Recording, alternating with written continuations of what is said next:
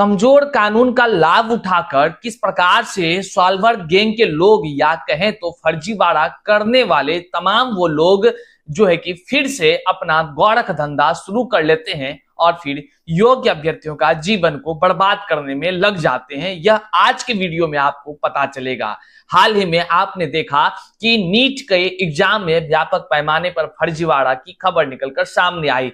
वहीं पर इसमें जो गैंग शामिल है वह गैंग इससे पहले बीपीएससी टीआरई 3 में भी जेल जा चुका है। जी हां, वही बीपीएससी टीआरई 3 पेपर लीक कांड जिसका उद्भेदन ईओयू के तरफ से व्यापक पैमाने पर की गई।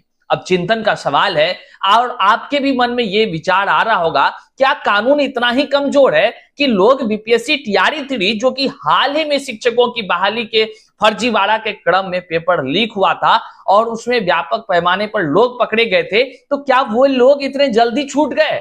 आखिर छूट गए तो फिर कैसे? अगर छूट गए तो फिर जो है कि वो इस धंधे में फिर से आ गए जो नीट के पेपर लीक में भी पकड़ा गए।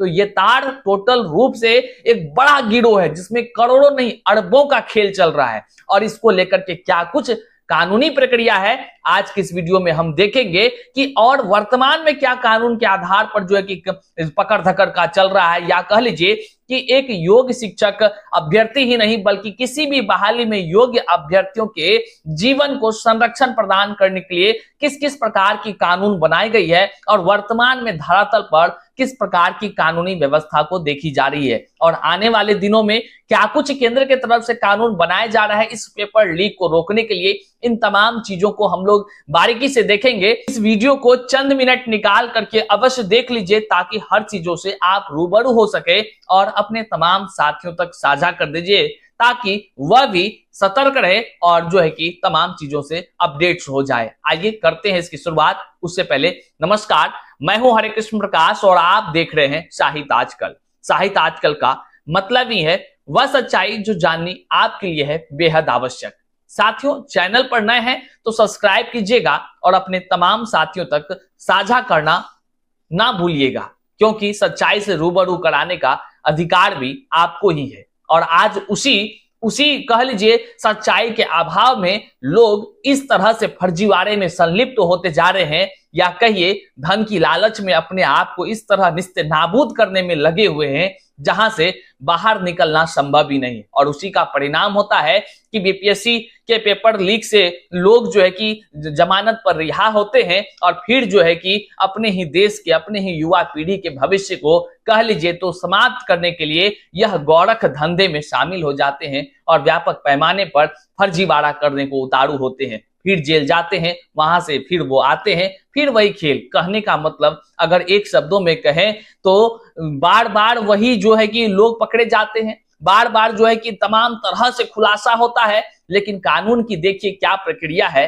कि पुलिस तो अपना काम कर लेती है लेकिन कोर्ट कचहरी के माध्यम से न जाने कौन कौन सा तिग्रमबाजी करके वे सॉल्वर गैंग के लोग निकलते हैं और फिर से योग्य अभ्यर्थियों के तकदीरों पर काला पट्टी बांधने का काम भी करते हैं। आइए करते हैं सीधे मुद्दे की बात। क्या कुछ निकलकर अपडेट्स आई है और क्या कानून के प्रक्रिया है, इन तमाम चीजों को हम लोग समझते हैं। सबसे पहले हम बात करते हैं कि जैसा कि आप सभी ने देखा कि नीट के पेपर लीक का मामला निकलकर सामने आया।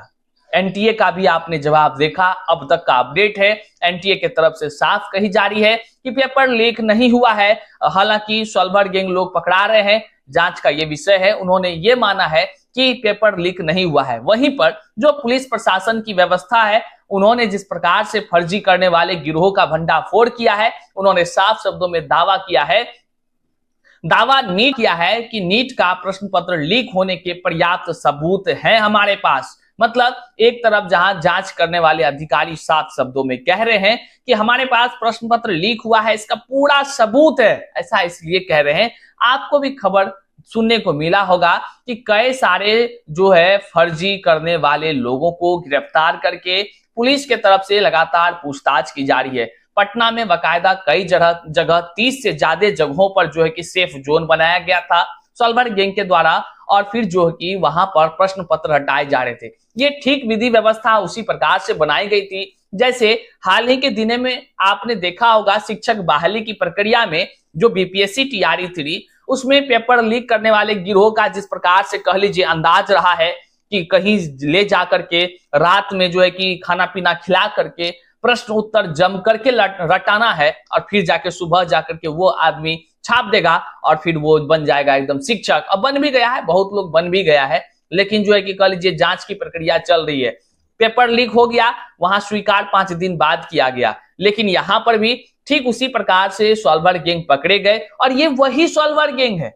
आश्चर्य की बात, वही सॉल्वर गैंग है जिसकी तार नालंदा से जुड़ा हुआ, और नालंदा के तो अब हाल फिलहाल में आपने नाम रोशन होते देखा है एक अजीबोगरीब हरकत में, वो है फर्जीवाड़ा। फर्जीवाड़ा में खूब नाम कमा रहे हैं नालंदा के कुछ ऐसे डॉक्टर शिव कुमार हैं और तरह तरह के नाम निकलकर सामने आ रहे हैं। अब वहीं पर उसी टीआरई 3 पेपर लीक में जो नीतीश कुमार नाम के लोग पकड़ाए थे, बाद में वो आपको पता ही होगा कि जमानत पे सब लोग रिहा हो गया। जो मुख्य सरगना सॉल्वर गैंग का था वो लोग से ईओयू जांच कर रही है, पूछताछ कर रही है। अब भी छापामारी चल ही रहा है, ना जाने अब क्या क्या आगे होना है, वो जांच की प्रक्रिया चल रही है। वहीं पर वही बंदा जो उस बार कानूनी दावपेच के कह लीजिए, अब क्या कहें हम आपको, कानूनी की क्या ऐसी प्रक्रिया है भाई। पुलिस ने जब उसको रंगे हाथ पकड़ के दिया, कोर्ट में पेश किया, उसको जेल भी हो गई, उसको जमानत भी मिल गया। क्या फर्जीवाड़ा करना इतना आसान हो गया है? क्या जो युवाओं के तकदीर पर कह लीजिए ग्रहण लगाने वालों का इतना आसानी से बेल भी मिल जा रहा है या कह लीजिए जमानत भी मिल जा रहा है? साफ शब्दों में वो छूट जा रहे हैं। छूटेंगे तो फिर से वही खेल होगा।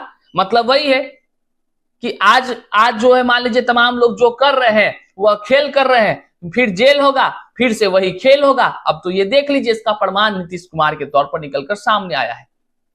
क्या कुछ कानूनी प्रक्रिया है, इस पर भी हम लोग बात करेंगे। पहले इसका ये बात को आप देख लीजिए कि वहीं पर देखिए नीचे में आप इस अखबार को देख रहे हैं, यहाँ नीचे लिखा हुआ है कि ये जांच के दायरे में जो नीट के सॉल्वर गैंग के लोग आ रहे हैं, पकड़ाए जा रहे हैं, इस बार तो पेरेंट्स को भी उठाया जा रहा है, उनसे पूछताछ की जा रही है।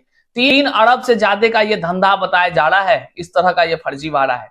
अब देखिए कदाचार में पहले भी जेल गया था नीतीश। ये जो नीतीश कुमार की चर्चा हम कर रहे हैं, नीतीश कुमार समझ ही रहे ना, उसकी चर्चा कर रहे हैं, वो पहले भी जेल गया था जो हम कह रहे हैं। अब यहां देखिए प्रमाण, पुलिस के हत्थे चढ़ गया जिले का निवासी नीतीश कुमार। अब देखिए क्या कुछ है। नीतीश कुमार पहले भी बीपीएससी की 2024 में हुई परीक्षा के दौरान कदाचार आरोप में जेल जा चुका है। 2024 में बीपीएससी के तरफ से टीआरई 3 की परीक्षा हुई थी और उसमें पहले भी वो कदाचार के आरोप में जेल जा चुका है। नीतीश इस गिरोह में अहम भूमिका निभाता है, जबकि परीक्षार्थियों और सेटरों के बीच अहम कड़ी बना जूनियर इंजीनियर सिकंदर प्रसाद। डिटेल्स रिकॉर्ड को पुलिस खंगाल रही है। आगे की तफ्तीश अभी और भी खुलासे होने संभावना है कि पुलिस पूछताछ के आधार पर जांच कर रही है। बहुत तरह की बातें यहाँ तमाम वो बातें कही गई है कि पटना पुलिस ने नीट धांधली मामले में प्रश्न पत्र लीक कर कदाचार करने का दावा करते हुए कहा है कि इसके पर्याप्त सबूत मौजूद हैं। वहां मामले में सभी अभियुक्तों को गिरफ्तार कर जेल भेज दिया गया है। तमाम वो बातें हैं जो कि आप सभी जान रहे हैं कि पटना पुलिस बहुत ही तत्परता से हर कार्य को कर रही है और कई सारे, अब तक तो अगर बीपीएससी टीआरई से लेकर के अब तक की बात करेंगे तो फर्जी करने वाले का कह लीजिए एक कंपनी को ही उखाड़ फेंका है इन्होंने। लेकिन समस्या इस बात की है कि कानून की प्रक्रिया आखिर क्या है इस पेपर लीक पर? क्या युवाओं के तकदीर के साथ यूं ही खिलवाड़ होते देना चाहिए? क्या सरकार के तरफ से कोई विशेष कानून नहीं बनाने चाहिए? एक नीतीश कुमार का उदाहरण है। 300 लोग जो है कि झारखंड के कोहिनूर होटल में पकड़े गए थे, वहां से वे लोग को पटना की ईओयू टीम लेकर आई थी और बाकायदा वे लोग को जेल भी भेजा गया था। बाद में वे लोग जो है कि जमानत पर रिहा हो गए। अब आप ही सोचिए, उसमें से ये नीतीश कुमार फिर से जो है कि इस धंधा में शामिल होकर करोड़ों कमा रहा है। इसका मतलब क्या आपने सीखा, क्या समझा, क्या अनुभव किया?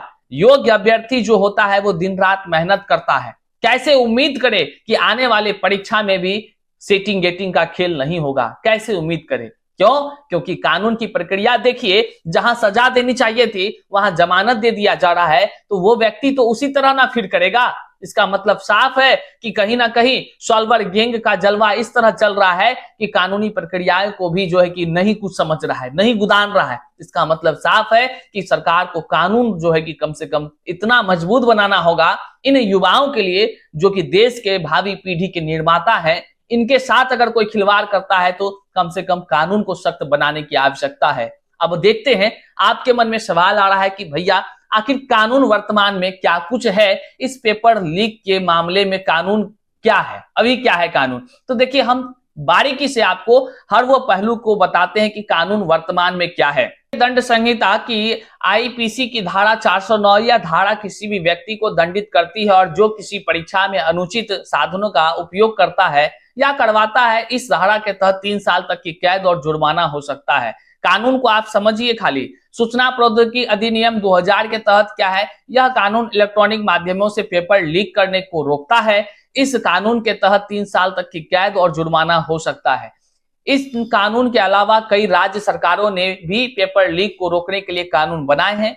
पेपर लीक के खिलाफ लड़ाई में सरकार द्वारा किए गए कुछ उपाय: परीक्षा केंद्रों पर सीसीटीवी कैमरे लगाना, परीक्षा केंद्रों पर जाइमिंग उपकरण लगाना, परीक्षा की सामग्री को सुरक्षित रखने के लिए कड़ी व्यवस्था करना, पेपर लीक करने वालों को पकड़ने के लिए विशेष जांच दल का टीम का गठन करना। ये तमाम चीजें सरकार के द्वारा की जाती है जो है कि पेपर लीक के मामले को रोके जाने के लिए। अब वहीं पर क्या है कि लॉ अगेंस्ट पेपर लीक, ये जो है कि आपको न्यूज नेशन के तरफ से ये अपडेट्स है, हम इसको आपको बता दे रहे हैं कि कानून की प्रक्रिया क्या कुछ है। भारत में पेपर लीक का कानून सख्त है और इसे गंभीरता से लिया जाता है। पेपर लीक के द्वारा संदिग्ध किए जाने वाले क्रियाविलियों को देश की संविधान और कानून द्वारा अपराध माना जाता है। पेपर लीक के खिलाफ कानूनी कदम उठाने का उद्देश्य विश्वास और विश्वासघात की बढ़ती हुई गंभीरता को रोकना होता है। भारतीय कानून विधान द्वारा पेपर लीक को दंडनीय अपराध मानता है और ऐसे मामलों में कड़ी कार्रवाई की जाती है। यह कानूनी कदम पेपर लीक की रोकथाम और इसके जिम्मेदारों को सजा देने के लिए अहम है। किसी भी प्रकार की पेपर लीक को संज्ञान में लाने के लिए आम जनता को सक्षम होना चाहिए। देख रहे हैं किस तरह से कानून की प्रक्रियाओं में भी ये बातें कही जाती है कि आम जनता को आगे आना चाहिए, तब ना पेपर लीक रुकेगा। देखिए, तमाम लोग इसके लिए जो आवाज उठाते हैं, इसका मतलब वो कम से कम जो है कि सरकार का मदद ही करते हैं। सोच लीजिए, तो कह लीजिए तो मदद ही करते हैं जो लोग ये बताते हैं कि हाँ किस प्रकार से फर्जीवाड़ा हुआ है। लेकिन जांच का अब जो है कि कह लीजिए कि जांच होने की बातें होती है, जांच होगी तो सब कुछ खुलासा हो जाता है। वहीं पर किसी भी प्रकार की पेपर लीक के संज्ञान में लाने के लिए आम जनता को सक्षम होना चाहिए और ऐसे मामलों को सूचित करने के लिए संबंधित अधिकारियों की योजना की जानी चाहिए। भारत में पेपर लीक एक गंभीर अपराध है और इसके लिए कड़ी सजा का प्रावधान है। पेपर लीक को रोकने और अपराधियों को दंडित करने के लिए कई कानून लागू हैं। आपको हमने ये बताया कि भारत में पेपर लीक जैसे अगर कोई घटना घटता है तो इसको लेकर के कठोर कानून है, लेकिन इस कानून का असर भी आप वर्तमान में देख रहे हैं और हम तमाम जितने भी शिक्षक अभ्यर्थी हैं वो देखे हैं कि हाल के TRE 3 में जिस प्रकार से फर्जीवाड़ा कह लीजिए करने में और खुद करने में लोग जो जिस प्रकार से उत्साहित नजर आए, महिला से लेकर पुरुष तक, ये हैरान करने वाला तस्वीर निकलकर उस समय सामने आया। वहीं पर वे लोग कई दिनों तक जेल में भी रहे, लेकिन उसको जमानत पर रिहा कर दिया गया और उसका परिणाम देखिए, आखिर यहाँ 3 साल 10 साल सजा की बात होती है, लेकिन ऐसा कुछ भी नहीं देखने को मिला। वे लोगों को रिहा भी कर दिया गया। न जाने कानून की कौन सी प्रक्रिया थी, ये तो अब कानून की प्रक्रिया को समझने वाले ही लोग जानेंगे। लेकिन अखबारों के माध्यम से जो कुछ निकलकर सामने आ रहा है, यह वाकई में ये एहसास कराता है कि कानून की प्रक्रिया कहीं ना कहीं कह लीजिए और भी सख्त होनी चाहिए और थोड़ी सी सख्ती में कमी की वजह से आज फिर से वे लोग एक्टिव हो जाते हैं और करोड़ों का धंधा करते हैं, जिसमें योग्य अभ्यर्थियों के तकदीरों का सौदा किया जाता है। बहरहाल आने वाले दिनों में अब आपके मन में विचार होगा, क्या इसी प्रकार की कानून चलती रहेगी? तो वहीं पर केंद्र सरकार की तरफ से व्यापक पैमाने पर जो है कि कह लीजिए कि इस पर एक कानून बनाया गया है, जिसमें साफ शब्दों में कह लीजिए तो 10 साल की सजा होगी और 1 करोड़ तक का जुर्माना भी लगाए जाएंगे। ऐसा कानून बनाया गया है साथियों, ये बड़ी बात है। लेकिन इसको लोकसभा में पेश कर दिया गया है। अब जो है कि आने वाले दिनों में जो है कि तमाम जगहों पर ये कह लीजिए बिल पेश होगा और फिर ये कानून बनकर तैयार होगा। अगर ऐसा हो जाता है तो 15 गड़बड़ियों को अपराध माना जाएगा और व्यापक पैमाने पर इस पर जो है कि दंडित भी किया जाएगा। सबसे बड़ा है कि 10 साल तक गैर जमानती वारंट रहेगा जारी और 10 साल तक की सजा होगी और 1 करोड़ रुपए तक का जुर्माने का प्रावधान होगा। लेकिन वही है ना कि जब ये लागू होगी तब लागू होगी, लेकिन वर्तमान में तो जो भी परीक्षा आयोजित हो रही है सब में सॉल्वर गैंग का जलवा चल रहा है और जो है कि बड़े व्यापक पैमाने पर फर्जीवाड़ा बहुत ही आसानी से और भी सीना ठोक करके लोग कर रहे हैं। राजधानी पटना में बैठ करके ही वहीं पर जो है कि क्वेश्चन आंसर रटवा करके जो है पेपर लीक करवाते हैं और कह लीजिए दूसरे के स्थान पर बैठ करके परीक्षा पास कराते हैं और सरकारी नौकरी में सेंधमारी करने का काम भी करते हैं। बहरहाल आप इन तमाम चीजों को किस प्रकार से देखते हैं? क्या आने वाले दिनों में कुछ सुधार हो सकता है कि नहीं, या वर्तमान की जो परीक्षा की पद्धति है और इसमें जिस प्रकार सॉल्वर गैंग एक्टिव है, आप क्या कुछ अपने नजर में देखते हैं और क्या आपके मन में विचार आता है? कमेंट में अवश्य बताइएगा, ताकि हो सकता है कि आने वाले दिनों में कैसे बदलाव हो उसका कुछ ना कुछ उपाय आपके ही कमेंट से मिल जाए। वीडियो को यहां तक देखे आपका हम आभार व्यक्त करते हैं। चैनल पर नए हैं तो सब्सक्राइब कीजिएगा और अपने तमाम साथियों तक इस वीडियो को साझा जरूर कर दीजिएगा। बहुत बहुत शुक्रिया।